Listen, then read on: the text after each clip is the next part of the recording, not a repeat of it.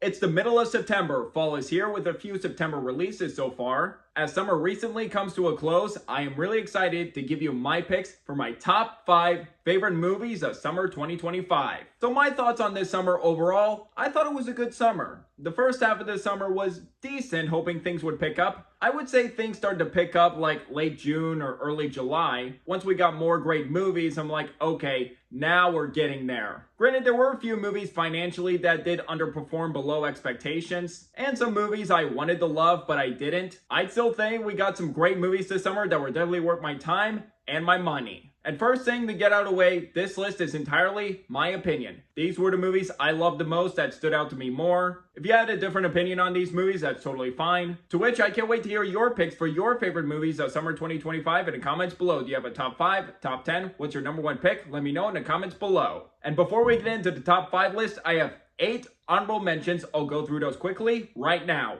Thunderbolts, Final Destination Bloodlines, The Fantastic Four First Steps, 28 Years Later, The Bad Guys 2, The Naked Gun, The Phoenician Scheme, and final honorable mention that just got knocked off the list recently, The Life of Chuck, a heartwarming, feel-good drama from Mike Flanagan that shows he can do more than horror, and the cast is terrific, but it just missed the cut, so it's the number 6 film on the list. And the honorable mentions out of the way, time for the top 5 list. Coming in at number 5, F1. 3 years after the gargantuan success of the phenomenal legacy sequel of Top Gun Maverick, director Joseph Kosinski delivers another exhilarating blockbuster that is absolutely worth seeing on the biggest screen. Kosinski implements his phenomenal practical filmmaking from Top Gun Maverick and applying it to a Formula One racing movie incredibly. The phenomenal practical filmmaking, variety of camera work, the flowing editing, and especially the powerful sound design. I wouldn't be surprised if this wins the Oscar for Best Sound. And the cast are on top of their game, with Brad Pitt remaining as charismatic as ever. Damson Idris is fantastic as a rookie who goes head to head with Brad Pitt. Javier Bardem and Carrie Condon also give great supporting performances. Even admittedly, this movie does get into familiar territory, where you kind of have seen a story like this before, but as long as it has an engaging story and characters to focus on, it's well acted, the direction is incredible, and the spectacle is riveting,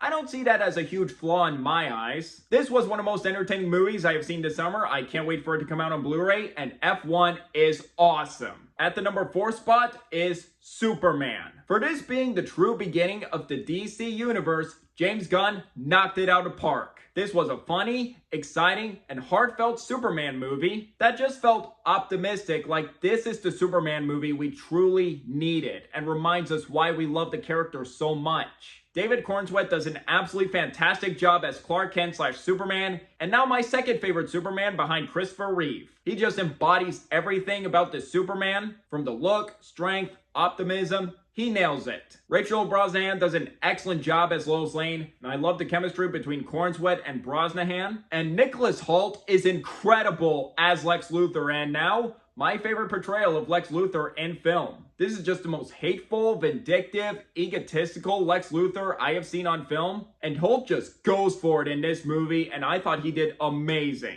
And Eddie Gathery as Mr. Terrific was also a terrific standout in this movie, and one sequence with him, a fight scene and a music choice, loved it. Oh yeah, Crypto in this movie, he's adorable, love him, and especially one scene in the third act with him and Lex, I thought, good boy. The effects are great, it's funny, the action is exciting, and watching Superman reminded me of one thing. Whereas the Batman was the comic accurate detective story I have been waiting to see, this felt like the optimistic, symbol for hope Superman movie I have been waiting to see. As someone who was extremely burnt out by the DCEU being a chaotic mess, this felt like the change of pace for DC they absolutely needed. Even if this isn't my favorite movie of the summer, it's only the number 4 spot on the list. But for what was the most fun I've had at the movies this summer, this was it. So excited for the future of DC Studios, and I can't wait for Supergirl next year, and this is getting a sequel in 2027, Man of Tomorrow. Can't wait for that as well. Coming in at number 3 is K-Pop Demon Hunters. Recently, this movie has been getting a considerable amount of hype, from this being the most viewed Netflix movie, and one weekend in August, the sing-along event was number 1 at the box office, topping Weapons, and having recently checked it out on Netflix recently, for good reason it is, because it's awesome.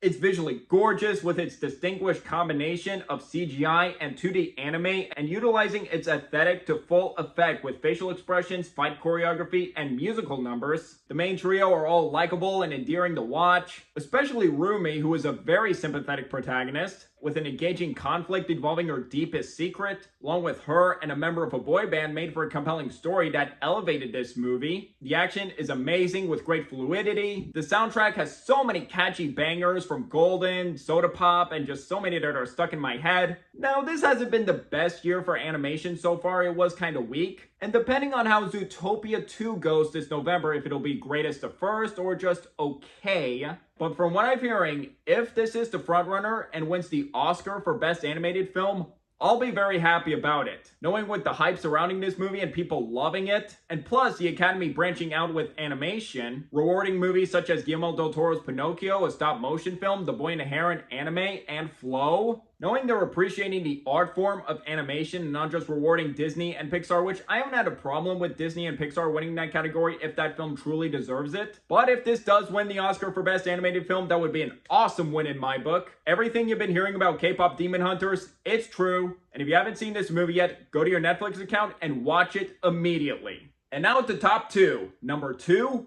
Bring Her Back.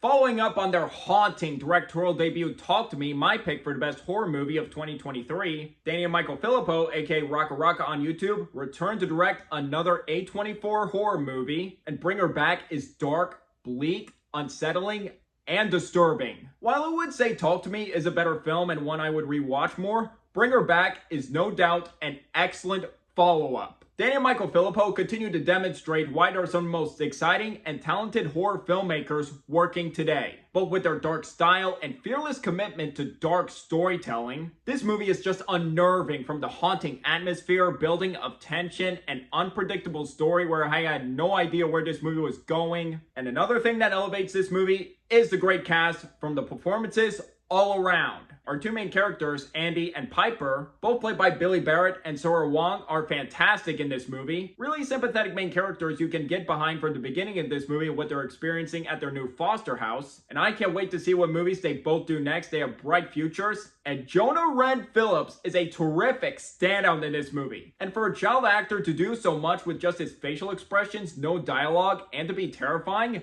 he knocked it out of park. I can't wait to see what movie he does next. But the one who completely stole the show, Sally Hawkins, who is just phenomenal in this movie, and in my opinion, her second best performance, just right behind The Shape of Water. And remember her as the sweet mother in the Paddington movies and her minimal screen time in Wonka? Yeah, I don't think you'll look at those movies the same way again after watching this movie because, oh my god! Hawkins masterfully playing a foster mother grieving over the loss of her daughter and finding the amazing balance of sweet and eccentric at first and later intimidating. And it's, in my opinion, one of the more underrated female performances of the year that I feel like is not getting talked about enough. I love the symbolism in this movie using circles and water that do represent life, death, and trauma. And this is without question the most disturbing movie I have seen this year so far, with just some disturbing imagery in this film. And one sequence in this movie that was just so gruesome and so hard to watch that when I saw this movie in theaters, there were audience members trying to look away. And for that sequence, it involves a knife and a cantaloupe. If you've seen this movie, you'll likely know what scene I'm talking about. Just holy shit! This movie is definitely not for the faint of heart at all, and I can't recommend it to everyone. But if you're looking for a gripping horror movie that's phenomenally acted, brilliantly directed, that's tension-filled, haunting, and atmospheric, and if you love Talk to Me, go see this movie if you haven't. And if they are planning on doing another A24 horror movie, I will be there because I love both of them, not only as YouTubers, but what they transition to as directors and really setting the bar, and I commend them for that. All right, down to the number 1 spot. What is my favorite movie of the summer? A movie I recently saw in theaters again to make sure this is my favorite movie of the summer, and it was. Loved it just as much on a second viewing. And for that movie, here it is. My pick for the best movie of summer 2025 is Weapons. After loving Zach Cregger's solo directorial debut a few years ago, Barbarian, he amplifies his filmmaking skills to the next level with Weapons. I love this movie. This was a fantastic and creative horror movie. And what's especially notable about this movie, in the way it's told, using a narrative using multiple characters' perspectives akin to Pulp Fiction and Magnolia, and that narrative was the perfect way to tell the story that's cohesive and thoroughly engaging. And it's also a smart and brilliant way for Zach Cregger to reveal information and being meticulous about revealing the answers and how each character perspective is purposeful and engaging. And with the mystery and the revelation, I was like, oh, I see how this happened. And there are some things that will even click with you on a second viewing that you might not notice the first time. And along with the great performances in this movie from Josh Brolin, Julia Garner, Alden Ehrenreich, and Benedict Wong. And Amy Madigan is just phenomenal as Aunt Gladys, one of my favorite villainous performances I have seen this year. I've been hearing some talk that maybe she could get an Oscar nomination for Best Supporting Actress. And if you can nominate this movie for anything, please be her. She was amazing in this movie. And I loved how each character's story represents a different stage of grief and their struggles and flaws. And what's smart about the horror filmmaking here is Cregger doesn't rely on jump scares, although there were 2 used in nightmare sequences that did work effectively, and one with Josh Brolin's character and a line he says when he wakes up it just had me laughing. But he knows how to build attention through an engrossing mystery and great suspense. This movie is not only scary and intense, but it's surprisingly funny at times that luckily wasn't a distraction from the tone. And just with the character of James, there were some moments from him that made me laugh. And speaking of laughter, my 2 biggest theater laughs in August, The Naked Gun and the ending of Weapons. How to talk about the ending of Weapons? One word, glorious. Just a perfect payoff and an absolute riot that is absolutely worth the slow burn and rewards the patient viewer and is just so satisfying. I applaud you, Zach Cregger. Just thank you. I absolutely love this movie. Scary, intense, engaging, riveting. Excellent direction from Zach Cregger, who is continuing to be a great horror filmmaker. Great performances, fascinating mystery. It's everything I wanted it to be and more. And I can't wait to watch this movie for a 3rd time on Blu-ray. It's coming out this October, just in time for Halloween. It is definitely one of my favorite horror movies I've seen this year, up there with Sinners. And with all that, it is my favorite film of summer 2025. And Zach Cregger, I can't wait to see more horror films from him, and I hope Resident Evil is in good hands. And those were my picks for my favorite movies of summer 2025. This was a good summer, so many great movies that came out. So I would like to hear from you guys. What were your favorite movies of summer 2025? Top 10, top 5, your number 1 pick? Let me know in the comments below. Did you enjoy this top 5 list and want to see more videos like this in the future? If yes, please hit that like and subscribe button if you're new here, and don't forget that notification bell for my next upload in the future. It really means a lot. My social media links will be in the description down below. You can find me on Twitter, Instagram, and TikTok. And if you'd like to see my written reviews, I do have a letterbox, so if you'd like to follow me on there as well. And until the next video, I'm Jack Benner, and look forward to another movie review.